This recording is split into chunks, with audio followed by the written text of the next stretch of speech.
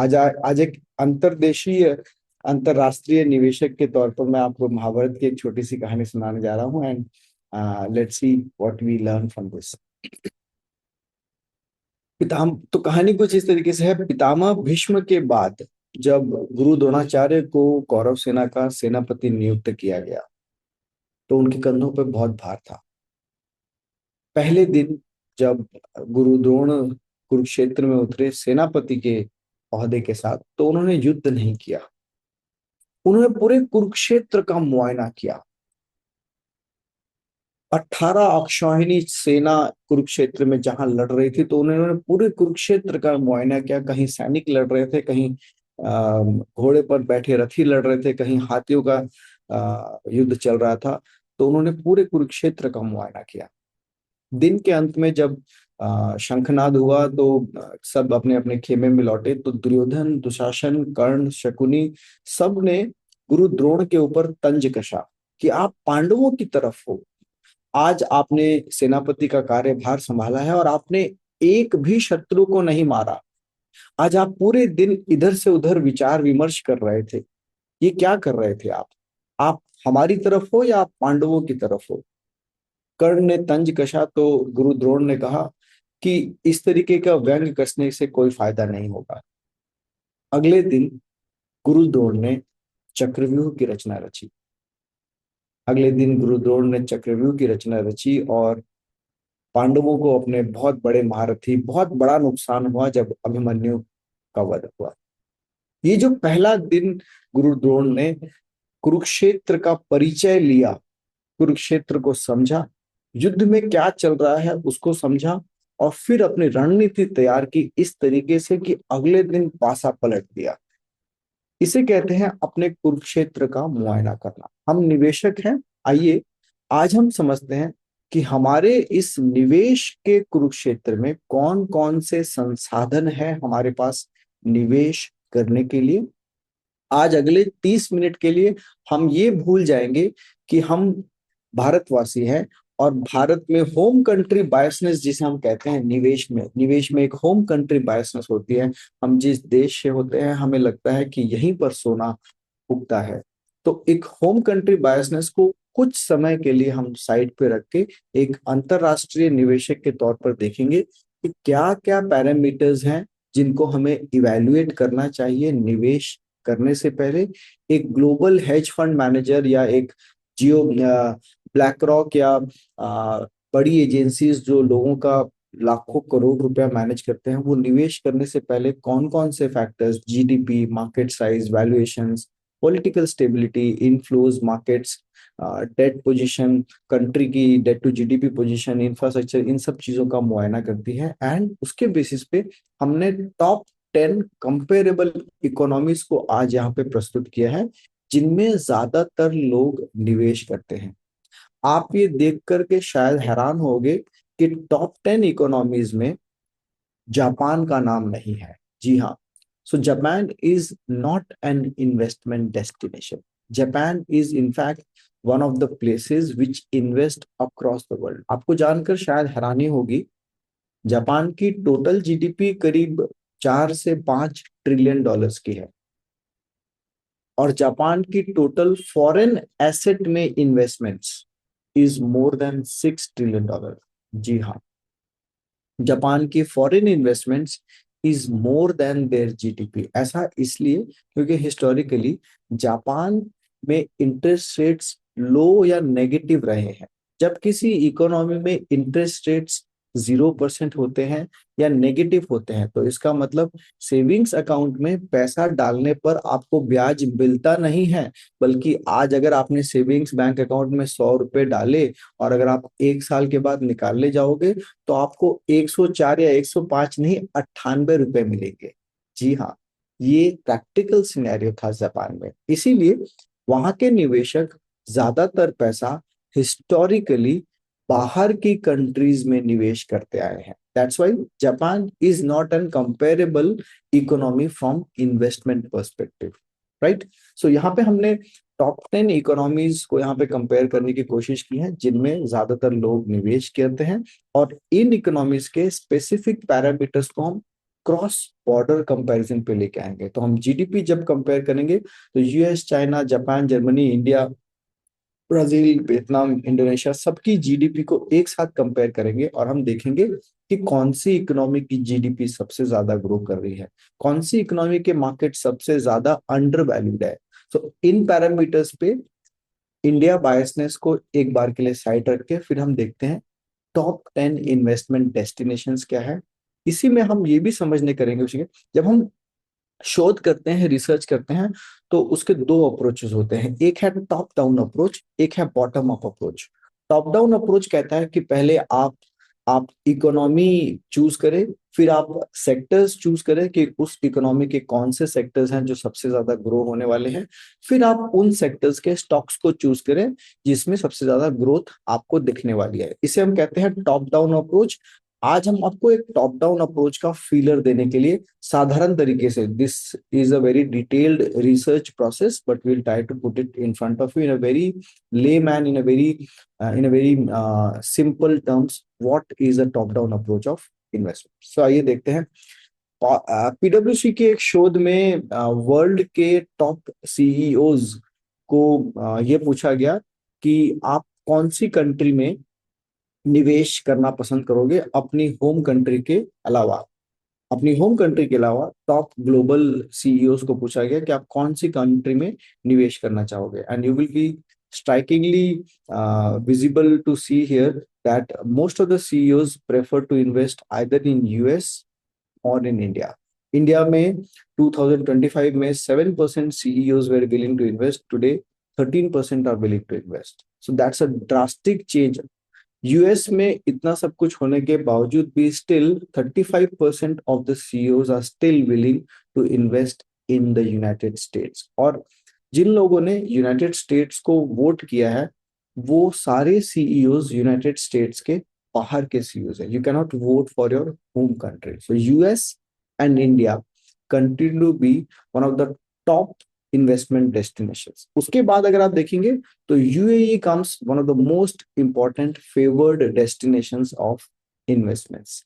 आइए देखते हैं, इस चीज को ध्यान में रखें और आगे बढ़ते हैं कि और इस शोध से हमें क्या पता चलता है। इसके बाद जब हमने इकोनॉमी को चूज किया कि कौन सी इकोनॉमी में सबसे ज्यादा सीईओज निवेश करना चाहते हैं, तो अब हम आते हैं सेक्टर्स के ऊपर कि कौन सी सेक्टर में निवेश करना प्रेफर करेंगे which you attract highest investments.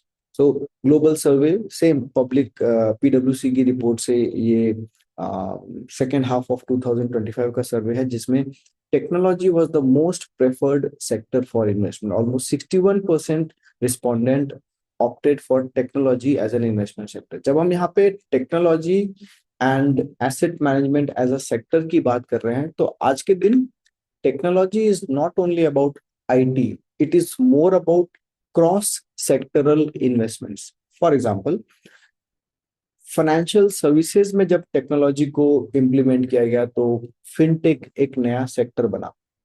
Health sector में जब टेक्नोलॉजी को इम्प्लीमेंट किया गया तो हेल्थ टेक एक नया सेक्टर बना। So now we are seeing very blurred borders between two or three different sectors. There is overlapping of technology in almost every sector. Same is the case with asset and wealth management। ये दो सबसे बड़े sectors हैं, technology and asset management, जिसमें लोग सबसे ज्यादा निवेश कर रहे हैं। इंसिडेंटली टेक्नोलॉजी में US is one of the biggest investment destinations. Second biggest would be south Korea, third biggest would be China. And in case of asset management, again, India and US becomes one of the most important asset management and wealth management destination। India has seen a significant growth into asset management। You would remember कुछ दिन पहले हमने अखबार में पढ़ा था Shriram finance हमारी India की कंपनी में बैंक ऑफ टोक्यो MUFG ने almost considerable more than 50% stake buy किया है। So this is one of the most important sectors which are going to play in our portfolio for the next decade। So we have looked at economies, कौन सी economies most favorable category में है। Now we have looked at कौन से sectors most favorable category में है, in which technology is coming as the most priority sector। Let's boil down further into technology what it reflects for us।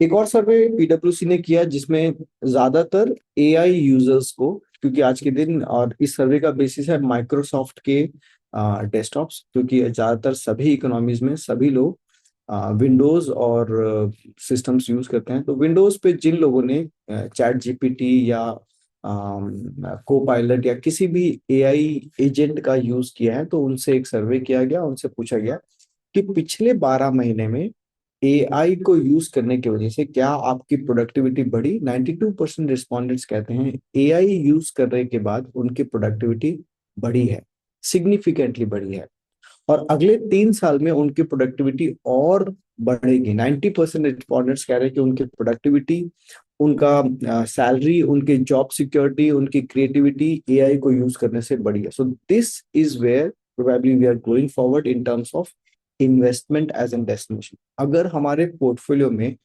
Technology sector के अंदर AI से based investments नहीं है, then probably we are seriously lagging behind. In the last 1 year, last इस session के अंत में जब मैं आपको जाऊंगा तो मैं आपको दिखाऊंगा कि पिछले 1 साल में टेक्नोलॉजी और एआई से ओरिएंटेड सेक्टर्स में कौन कौन से स्टॉक्स हैं, और पिछले साल भर में उन्होंने कितने रिटर्न जनरेट किए हैं। बहुत सारे स्टॉक्स हैं जिन्होंने 60, 70, 90, 100% रिटर्न एक एक साल में जनरेट किया है।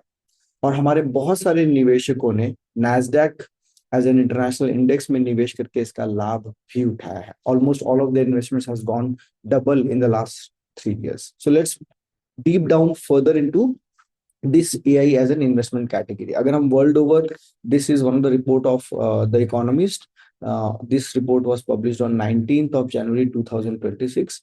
World over एआई यूजेज में वर्किंग पॉपुलेशन में UAE, Singapore, Norway, Ireland and France are the top leading economies. Top leading economies जिसमें लगभग 40% से ज्यादा वर्किंग पॉपुलेशन एआई यूज करती है। उदाहरण के तौर पर अगर इंडिया की टोटल आबादी 140-150 करोड़ के आसपास है, वर्किंग पॉपुलेशन अगर 30 से 40 करोड़ है, तो उस 40 करोड़ की वर्किंग पॉपुलेशन में कितने परसेंट लोग एआई यूज करते हैं। यहाँ इंडिया का जो कलर है, ये कलर बताता है कि करीब 15 से लेके 25% लोग इंडिया में, वर्किंग पॉपुलेशन के लोग एआई को यूज कर रहे हैं। इसका एक और डिटेल्ड इंफोग्राफिक उन्होंने पब्लिश किया। This is the monthly AI users on purchasing power parity. This is one of the most interesting charts which I have gone through in the recent past. इसमें बहुत सारा डेटा है, मैं आपको साधारण तरीके से बताने की कोशिश करूंगा। यहाँ गोले का जो आकार है, जो गोले का आकार है, वो उस कंट्री की पॉपुलेशन को बताता है। सो यूएई का जो गोला है वो बहुत छोटा है, मतलब पॉपुलेशन बहुत कम है। चाइना का गोला सबसे बड़ा है, मतलब चाइना की पॉपुलेशन सबसे ज्यादा है। चाइना के बाद इंडिया, इंडिया के बाद यूएस, यूएस के बाद Russia. These are the top 5 economies in terms of population. नीचे हॉरिजॉन्टल एक्सिस पर है GDP at purchasing power parity. तो इंडिया यहाँ पर है, तो मतलब इंडिया की GDP on purchasing power parity per person is around $11,000 per annum. China की GDP per person on triple P is around से $40,000।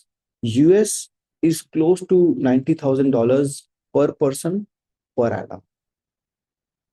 अब अगर आप इसको ध्यान से देखेंगे, on the vertical axis is the percentage of working people using AI. So India is at $11,000 in purchasing power parity, and इस कैटेगरी में इंडिया जिस कैटेगरी में है, लो इनकम कैटेगरी कहते हैं इसको, इसको कहते हैं लो इनकम कैटेगरी। इस कैटेगरी में बाकी सारे देश एआई के एडॉप्शन में इंडिया से नीचे है। ध्यान रखिए, जब आप निवेश करते हैं तो आप एक ऐसी इकोनॉमी में निवेश करना चाहेंगे which has the potential to grow further in multiple times. UAE as an economy to grow further at multiple times, it will be difficult. US at its size to grow further in multiple times will be difficult. लेकिन भारत हर 6 साल में अपनी GDP को 2 गुना कर सकता है। क्या US हर 6 साल में अपनी जीडीपी को दोगुना कर सकता है? नहीं। अगर जीडीपी दोगुना होगी तो निवेशक का पैसा भी दोगुना होगा। So we are looking at it from an investment perspective. In the low or middle income category, India has the highest percentage and also the highest number of AI users in India. Probably what this tells is the adoption of AI in the coming decade by India will be phenomenal. Will be phenomenal. Let's compare all of these economies or some of the global important factors. GDP growth पे अगर हम compare करें तो India, Vietnam, Indonesia, ये कुछ ऐसी economies हैं जो कॉन्स्टेंटली 5, 6, 7% की रेट से ग्रो कर रही है। अगर आपकी जीडीपी 7% से ग्रो कर रही है तो आपका स्टॉक मार्केट भी लॉन्ग टर्म में उसको फॉलो करेगा। अगर इंडिया की GDP after being a $4 or $5 trillion economy is still going at 8%, that means in almost 10 or 12 years our economy will double. That means जो विदेशी निवेशक भारत में निवेश कर रहे हैं उन्हें भी 9, 10 या 12% का रिटर्न इंजॉय करने को मिलेगा। कंपैरेटिवली अगर हम यूएस की बात करें तो एक $40 ट्रिलियन की इकोनॉमी होने के बावजूद भी they are still growing at 2%। हिसाब से US being one of the biggest economy should be at the bottom of this grid, क्योंकि जितना बड़ा हाथी उसको चलने में उतना उतना ज्यादा समय लगेगा। बट ऑन दैट पार्लेंस अभी के लिए हम हमारे यूएस के साथ जो रिलेशंस हैं उनको एक बार के लिए साइड रख के अगर देखें एज एन इन्वेस्टमेंट डेस्टिनेशन के पर्सपेक्टिव से, US becomes one of the most favourable destinations of investment. That is why global CEOs ने यूएस को टॉप रैंकिंग पे रखा है। Being a $40 trillion economy, having more than से 130% of debt to GDP, physical deficit significantly negative है, उसके बावजूद भी the economy is growing at 2.3%। Probably it's the leading economy in technology. और जो हमने पीछे देखा, the sectors for investment, the top performing sectors for investment would be technology and asset and wealth management. So उस perspective से इस chart के हिसाब से India, Vietnam, Indonesia, US and Korea becomes one of the favored destinations for investment. France, UK, Germany definitely are not favored, क्योंकि अगर economy 1% से कम grow कर रही है and if the size of the economy is not as big as US, then it's not a favored destination of investment. आइए आगे चलते हैं। Next, valuation. वैल्यूएशन बहुत इंपॉर्टेंट है, क्योंकि अगर आप किसी इकोनॉमी के स्टॉक मार्केट में निवेश कर रहे हो और अगर स्टॉक मार्केट ओवर वैल्यूड है तो आने वाले समय में आपको रिटर्न नहीं, नुकसान देखने को मिलेगा। अब वैल्यूएशन के पर्सपेक्टिव से Indian markets today are the most premium markets. Yes, और इसीलिए हम बार बार ये कहते हैं कि शायद सब कुछ होने के बावजूद भी निवेशक अब भारत में शायद ना निवेश करे। लेकिन फंड मैनेजमेंट के कॉरिडोर्स में, बॉम्बे के कॉरिडोर्स में, अहमदाबाद, गांधीनगर, गिफ्ट सिटी के कॉरिडोर्स में आजकल एक नया विषय चर्चा पर है जिसे लोग कहते हैं री रेटिंग ऑफ इंडिया। री रेटिंग, री रेटिंग का क्या मतलब है? री रेटिंग का मतलब एक इकोनॉमी जो हिस्टोरिकली 22, 23, 24 के मल्टीपल पे ट्रेड होती आ रही है, आने वाले समय में उसका एआई में अडॉप्शन शायद सिग्निफिकेंट और पार्टिसिपेशन सिग्निफिकेंट रहेगा।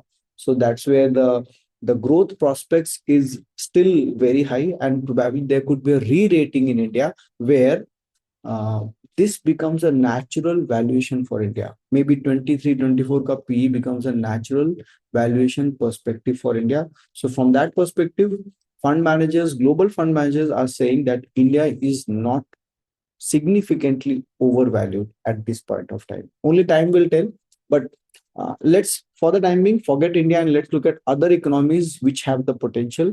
यहाँ पे आप देखोगे $30 ट्रिलियन की इकोनॉमी होने के बावजूद चाइना के markets, overall markets are trading at a 13 multiple P multiple. Now that is something fantastic. 13 के मल्टीपल पे वर्ल्ड की एक सबसे बड़ी इकोनॉमी जो वर्ल्ड का मैन्युफैक्चरिंग हब भी है और जो फिलहाल एआई के एडॉप्शन में इंडिया से थोड़ा सा आगे है, जहां पे परचेजिंग पावर पैरिटी पे GDP is more then $30,000-40,000 per annum पर person. this becomes a favorable destinations for investments on the valuation perspective. Valuation के perspective से China, Indonesia, these become two most important economies for investment. Beyond that, the US, given its size of $40 trillion, given its size of world's highest economy, given its size that its currency is superbly overvalued against all global currencies, seems to be most favorable destination. And probably South Korea, जो आज 10 के valuations पे, 10 के P multiple के वैल्यूएशन पे trade कर रहा है, इस पूरे चार्ट में South Korea becomes one of the most favoured destination for investments. So keep piling up this information. आपको ये इंफॉर्मेशन याद रखने की जरूरत नहीं है. We will give you a summary at the end कि इनसे हम क्या निष्कर्ष ड्रॉ कर रहे हैं. But let us look at all of these macro factors which are a decision making factor from an investor's perspective.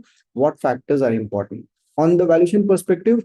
Korea, China and US looks to me as a most favored investment destination. I'm not very favorable as of now on India because India is trading at its highest multiple on geographical comparison. Moving next, debt to GDP. आज के दिन geopolitically जो भी concern raise हो रहे हैं, that is primarily because of this debt to GDP ratio. United states का date to GDP ratio कई दशकों से 100% से ज्यादा है. मतलब कंट्री की जीडीपी अगर $40 ट्रिलियन की है तो उसका debt is more than $50 trillion. तो एक तरीके से आपकी नेटवर्थ 10 रुपए की है और आपकी जो बाजार में देनदारी है, आपके ऊपर जो कर्जा है, वो 12 रुपए का है. अब कंडीशन ये है कि डेट टू जीडीपी तो ज्यादा है ही है, प्लस आपका फिजिकल डेफिसिट भी सिग्निफिकेंटली नेगेटिव है. क्यों? क्योंकि जो आपने बाजार से पैसा ब्याज पे कर्जे में उठाया है, उसके ऊपर आपको ब्याज भी हर साल देना है. और फिजिकल डेफिसिट में आपका 90% कंपोनेंट इज द इंटरेस्ट. ऐसा होने पर कोई इकोनॉमी डेवलपमेंट की तरफ ज्यादा निवेश नहीं कर सकता. और दिस इज वन फैक्टर.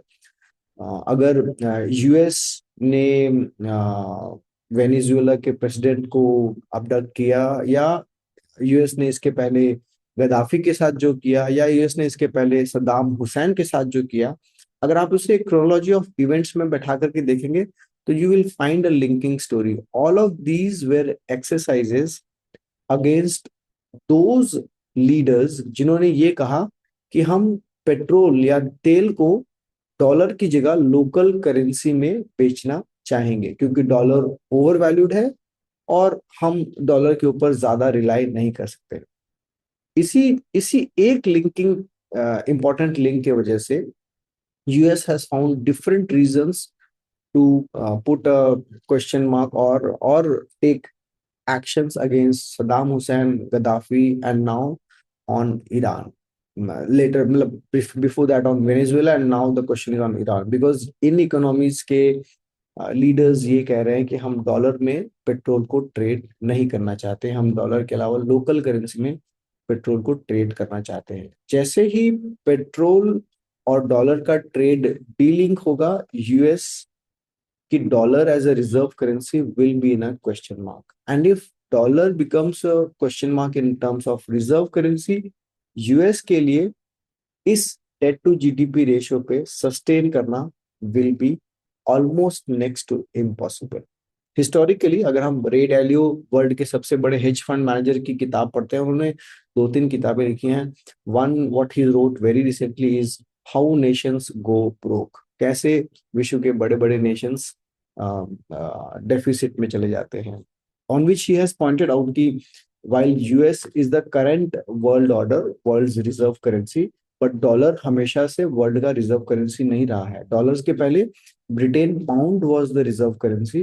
1960 से 1980 के दशक के बीच में ब्रिटेन का एम्पायर कोलैप्स हुआ and dollar gained momentum. Probably हर 100 साल में ऐसा होते रहा है.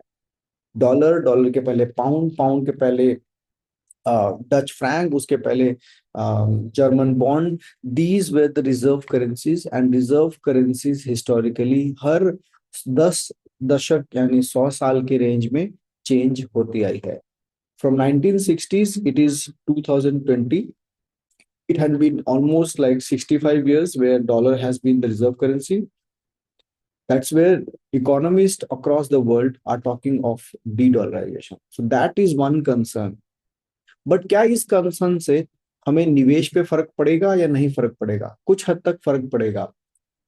उदाहरण के तौर पर यूएस ने वेनेजुएला के प्रेसिडेंट को अबडक्ट किया, उनकी माइंड्स को एक तरीके से कैप्चर किया, पर यूएस की गवर्नमेंट तो खुद जाकर के वहां से तेल नहीं निकालेगी.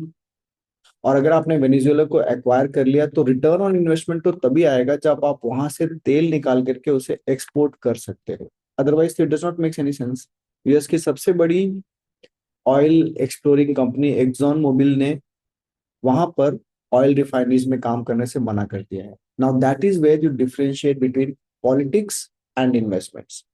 एक बिजनेसमैन को पॉलिटिकल इन्वायरमेंट से अगर सपोर्ट मिलता है तो अच्छी बात है, अगर नहीं मिलता है तो businessman knows how to manoeuvre his ways around and still make profit. Businessman is not dependent on politics. Politics is dependent on the businessman to continue. This is very important. And politics का primary मुद्दा है news बनाते रहना, क्योंकि out of news is out of sight and out of mind. अगर mid term election से पहले US ने कुछ नहीं किया तो probably it will be difficult to stay in power. So that's where politics come into picture. Businesses don't come into picture by this. Mukesh Ambani is not visible in newspapers every day, but he's still one of the richest man in India. Gautam Adani is not in newspapers every day, but he's still one of the richest business person in India. So businesses don't want limelight. Business जितना बड़ा होता है वो उतने ज्यादा under the carpet काम करता है. So that's where we differentiate or we try to differentiate why US having the highest fiscal deficit, having the highest debt to GDP ratio should not be construed as not as an investment destination, because the businesses in US should be construed significantly different from the economy per se. Now that's where we look at into this. Now in this, if you look at China and India and Korea, the debt to GDP ratio is significantly low, 50, 80, 80, 90%. And South Korea here looks significantly beautiful investment destination. Debt to GDP ratio सिर्फ 55% है, fiscal deficit सिर्फ 3% है. So on this chart, South Korea retains as one of the favored investment destination, and second favored destination would be definitely India and China in this chart.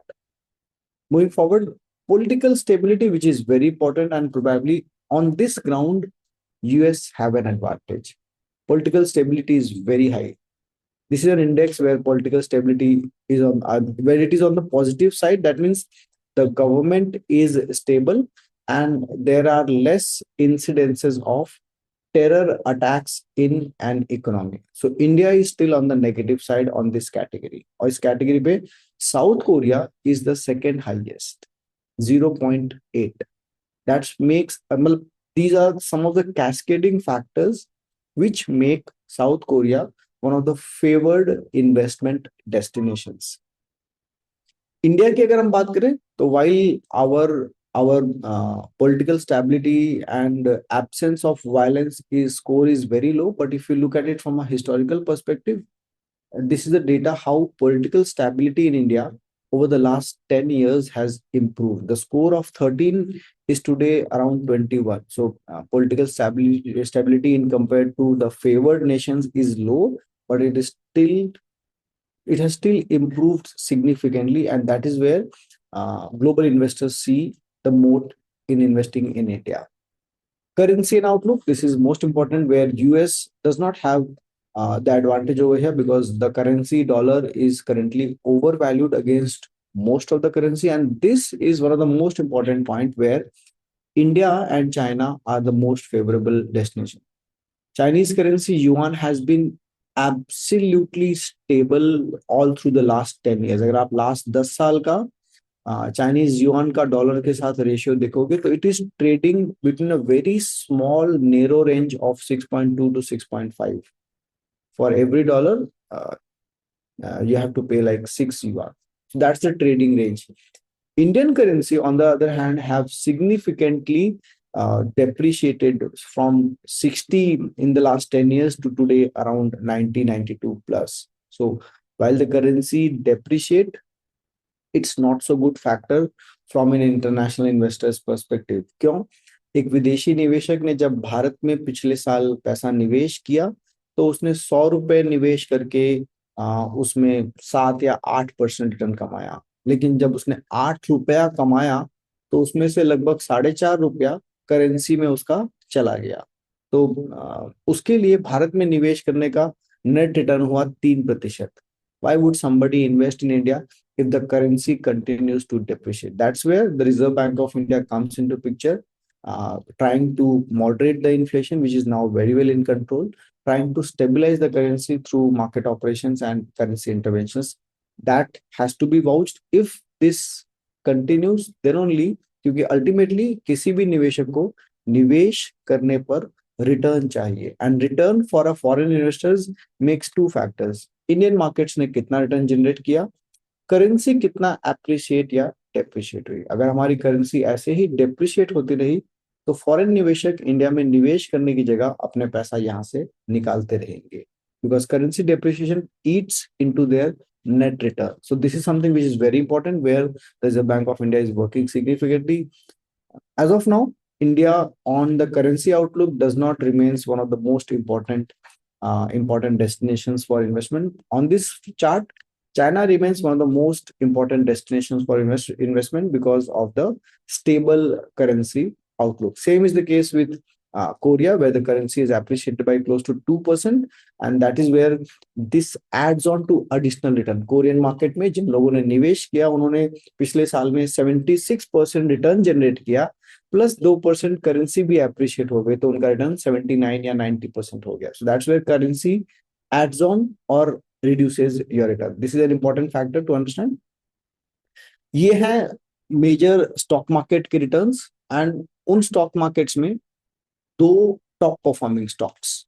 पिछले साल United states के index S&P 500 ने करीब 17% return generate किया, and US के top performing stocks रहे Nvidia, जिसने 200% appreciation enjoy किया, एंड प्लांटियर जिसने 150% रिटर्न एंजॉय किया। सो पिछले एक साल में the money has been almost 2 times, 1.5 times. Yes, this is true. This is true. India में Shriram finance went up by close to 100%. Eicher Motors went up by close to 70-80% in the last 5 years. Yes, this is true. If you look at say Vietnam, the market went up by 30%, but Vietnam की एक बड़ा group है win group, उसी की एक और company है win Holmes. ये दोनों कंपनियां लगभग 90 से 100% एप्रिशिएट की पिछले एक साल में। साउथ कोरिया में सैमसंग अकेली कंपनी पिछले साल में 70% रिटर्न जनरेट किया। SK Hynix ने 60% रिटर्न जनरेट किया। These are some of the beautiful investment ideas which has generated returns significantly in the last 1 year. If you look at the charts for these stocks, you will be even more surprised. I'll share that data with you just a moment. Yeah, these are some of the returns which have been generated. Nvidia जो 2023 में $21 पे trade होता था, today it is trading at $187. That's phenomenal, close to 9-10 times return. Plantier, again, one of the most important companies. 2023 it was trading at close to like say $10 or $15. Today it is trading at $130. That's 13 times. हम stock market में सुनते हैं 10x multiple, यहाँ पे 10x multiple हुआ है। क्या आपने इसमें निवेश किया? क्या आपने नैस्डैक में कोई एक्सपोजर लिया? क्या आपके एडवाइजर ने आपको नैस्डैक में एक्सपोजर बताया? All of these stocks are part of the Nasdaq index. Shriram finance from 200 रुपए से 1000 रुपए हो गया। आयशर मोटर्स लगभग 500 रुपए का स्टॉक आज करीब 8000 रुपए पे ट्रेड कर रहा है। सैमसंग इलेक्ट्रॉनिक्स लोअर लेवल पे पिछले साल ये स्टॉक लगभग 800 रुपए पे ट्रेड हो रहा था, $800 पे ट्रेड हो रहा था। टुडे इट इज एट $3000, मतलब ऑलमोस्ट 3.5x इन 1 year। रोल्स रॉयस आप सब नाम सुनते हैं, इनके सीईओ अभी रिसेंटली हमारे प्रधानमंत्री जी से भी मिलके गए थे। $100 का स्टॉक आज $1200 पे ट्रेड कर रहा है, almost 12 times in less than 3 years।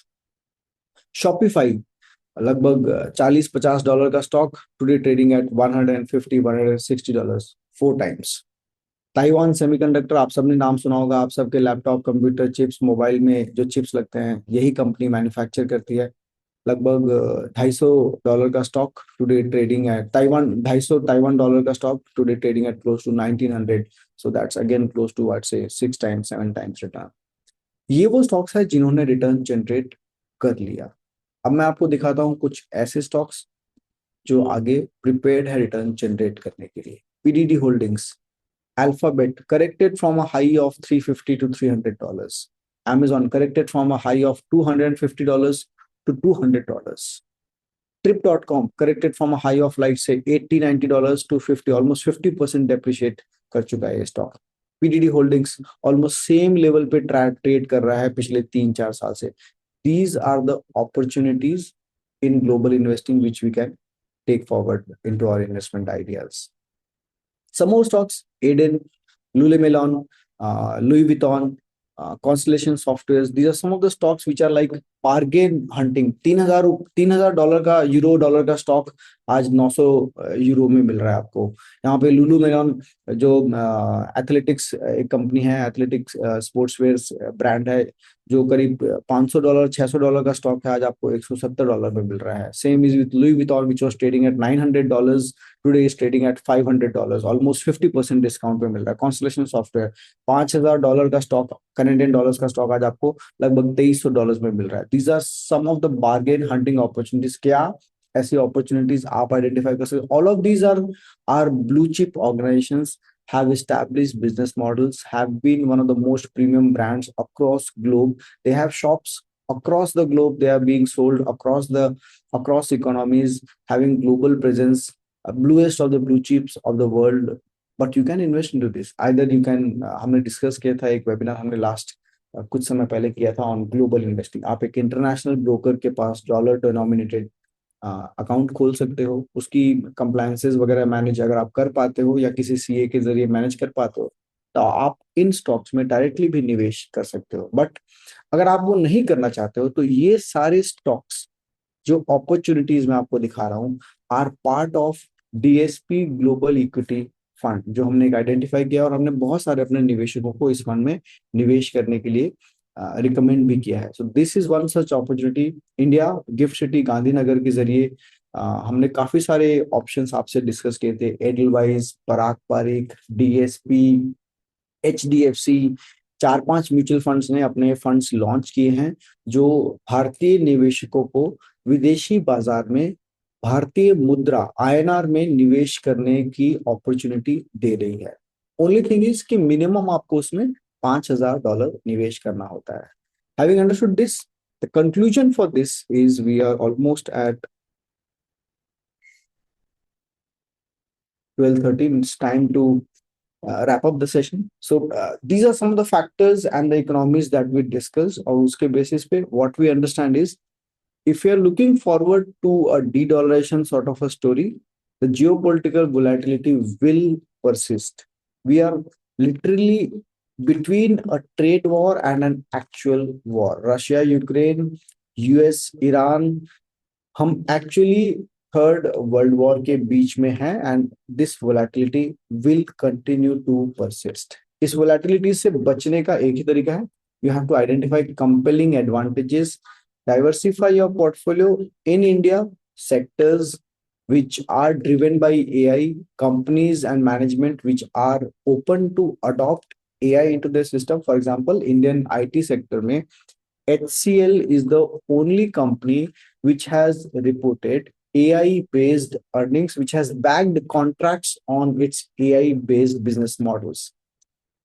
Last week हमने इंडिया की पहली AI बेस्ड कंपनी का आईपीओ भी देखा। अगर आपको उसका आईपीओ का नाम नहीं पता, अगर आपने उसमें निवेश नहीं किया, probably you have missed the opportunity, but you can still go ahead and invest in that. But this is what we're talking. You cannot keep on identifying these opportunities independently on your own every day. That's where a fund manager, an advisor helps you. Indian mutual funds are very well diversified. Diversify your portfolio between core and satellite. Core portfolio आपके सालाना खर्चे का 20 गुना होना चाहिए। अगर आपका साल का खर्चा 10 लाख रुपए है तो आपका कोर पोर्टफोलियो 2 करोड़ रुपए का होना चाहिए, जिससे आपका सालाना खर्चा मीट होता रहे। उसके बाद बाकी बचा हुआ पैसा you put into a satellite portfolio. अगर आपका सालाना खर्चा 6 लाख रुपए है तो 6 लाख का 20 गुना 1 करोड़ 20 लाख रुपए का आपका कोर पोर्टफोलियो होना चाहिए, which gives you regular income. Remaining money you put into satellite. Satellite portfolio में you can put goal planning into place. अगर आपके कोई फाइनेंशियल गोल है अपने घर को रेनोवेट करने का, बच्चों की शादी का, कोई फॉरेन टूर का, जो अगले 1 साल के अंदर होने वाला है, उस पैसे को आप आर्बिट्राज फंड्स में निवेश कर सकते हो। कोई ऐसे फाइनेंशियल गोल्स हैं जो 1 से 3 साल में होने वाले हैं, उनको आप डेट फंड्स में ही निवेश कर सकते हो। और कोई ऐसे गोल्स जो 5 साल से ज्यादा अवधि के हैं, या कुछ ऐसा पैसा जो किसी पर्टिकुलर फाइनेंशियल गोल के लिए अलाइन नहीं है, जो सिर्फ वेल्थ क्रिएशन के पर्पज से अलाइन है, that should be kept into equal allocation between large cap, mid cap, small cap, around 20 to 30%। 5 से 15% गोल्ड एंड सिल्वर की एलोकेशन आपके पोर्टफोलियो में हर समय होनी चाहिए। Most of you today would be sitting on over allocation in gold and silver. We have seen silver gone to the high of 400 per 10 grams पर 100 grams, but it has then come back to 400 रुपए का भाव आज लगभग 230-240 पे है। अगर gold silver के हिस्टोरिकल रेशियो को डिस्कस करेंगे, हमने एक वेबिनार गोल्ड एंड सिल्वर पे भी की थी। You can go to YouTube and check that. उसकी रिकॉर्डिंग वहां पर अवेलेबल है, जहां पे हमने आइडेंटिफाई किया based on historical gold silver ratio, silver का intrinsic value is almost 10% of the value of gold. So if gold is trading at around 1.25 crores per kg, silver should trade at 1.25 lakhs per kg. That's the intrinsic value of silver. ध्यान रखें, gold और silver के बीच में एक बड़ा फर्क ये है, gold is a reserve currency, it's not an industrial commodity. Gold की प्रैक्टिकल इंडस्ट्री यूजेज इज 0, इसलिए रिजर्व करेंसी का price will determine the price of an industrial commodity. Silver is an industrial commodity. 60-70% of silver is used into electricals, electronics, photovoltaics. तो एक industrial commodity का दाम अगर एक usable zone से बाहर हो जाता है, then it is being replaced by other commodities. कुछ समय पहले भारत में कोविड के दौरान जब न्यूज़पेपर्स छपने बंद हो गए थे, तो न्यूज़पेपर्स की जो रद्दी होती है उससे कोरुगेट पेपर या कार्टून बॉक्सेस बनते हैं, जिसकी सबसे बड़ी मंडी सूरत के बाजार में है। उस समय जब न्यूज़पेपर अवेलेबल नहीं थे तो लोग ज्यादा महंगा पेपर यूज करने पर बाध्य हो गए थे। तो ऐसी अवस्था में कार्टून इंडस्ट्री ने अपने आप को री इन्वेंट किया, क्योंकि पेपर महंगा हो गया था। जो रद्दी पेपर था उसकी सप्लाई कम हो गई थी, तो फ्रेश पेपर उन्हें खरीदना पड़ा था। तो अल्टीमेटली उन्हें अपनी पॉलिसी चेंज करनी पड़ी, अपनी मशीनरी को रीडिजाइन, रीइन्वेंट करना पड़ा, and they shifted to a different quality of paper. That will also happen with silver if the price does not settle in the usable category. मैंने पिछली बार भी आप सबसे शेयर किया था कि मॉडर्न इलेक्ट्रॉनिक व्हीकल्स के जो चार्जिंग स्टेशन या बैटरी बॉक्सेस होते हैं, उसमें 1 से 2 किलो चांदी लगता है। So that, and if it is implemented in low income category economies like India and middle income categories like China, etc., a battery box will be more than 5 or 10 lakh rupees. रातों रात उसको उठा के ही ले जाएगा. So that does not make sustainable to continue to use silver at a high price into industrial usage. So either the price settles down or people will adopt some other variant, maybe copper, silver coated copper, maybe germanium, whatever it is, but it will take time, but it will happen. So crux is you should have 5 to 10% gold and silver in your portfolio, 5 to 15% gold and silver in your portfolio, and 10 to 20% global equity allocation is a must in your portfolio. This is what we understood from this session, understanding the global dynamics, the geopolitical dynamics, and that's the takeaway. आज के session की ये जो cheat sheet मैंने बनाई है, ये cheat sheet आपको ईमेल के जरिए मिल जाएगी, जिसमें all of these data, charts, graphics, recommendations etcetera will be available. Next Saturday 21 February we will be discussing SIF as an investment vehicle. SIF क्या होता है, SIF और म्यूचुअल फंड में क्या डिफरेंस है, ऐसी कौन सी स्ट्रैटेजी है जो SIF में है और म्यूचुअल फंड्स में नहीं है, कौन से निवेशकों के लिए SIF एक कारगर निवेश का साधन साबित हो सकता है। SIF is basically N investment vehicle जिसमें रिस्क को कम करके आर्बिट्राज अपॉर्चुनिटीज क्रिएट करने का प्रोपोजल है। So let's understand what is SIF। अगले शनिवार 21 फरवरी सुबह 11:30 बजे।